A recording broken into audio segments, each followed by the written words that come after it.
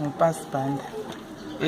Into yankhona ibuhlungu ngoba kunje manxa umntwana ezelwe ethezelwe ngumama kumama wakhe wamthiya wazalwa ngubaba wayagcinwa ngugogo, ugogo kwazange amenzela amalungelo akhe. So into ebuhlungu ukuthi akhule aswele isikolo azale umntwana aswele la ibhedi aswele lelungelo. Umntwana lo uyini eZimbabwe? Uyini kala lungelo lakhe eZimbabwe? Angithi so sikucela ukuthi khona sicela ukuthi basinike amabhedi bazwisise ukukhala kwethu ngoba kwesinye isikhathi umntwana nalo kanakho yini ukuthi asithathise yena i-DP certificate kala phela umuntu ongamthathisa ibhedi. Nginje ngikhona apha ngingumama zala wakhe angenelisi ukumthathisa ibhedi.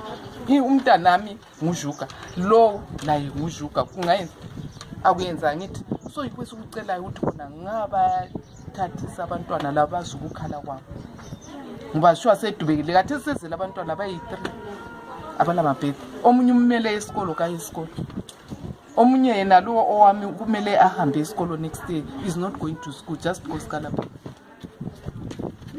So ngaleyo ndlela siyacela sibili ukuthi khona ngale yasizwisisa lathi lisincedisa abamabhedi. Lilungelo lethu thina abantu angithi uze ngitholakala ukuthi ngiyaphila ngiyahamba ibhedi angithi ngoba ngizothatha isithupha ngizosithatha njani? So yiko engikade ngikhuluma ngakho khona lokho.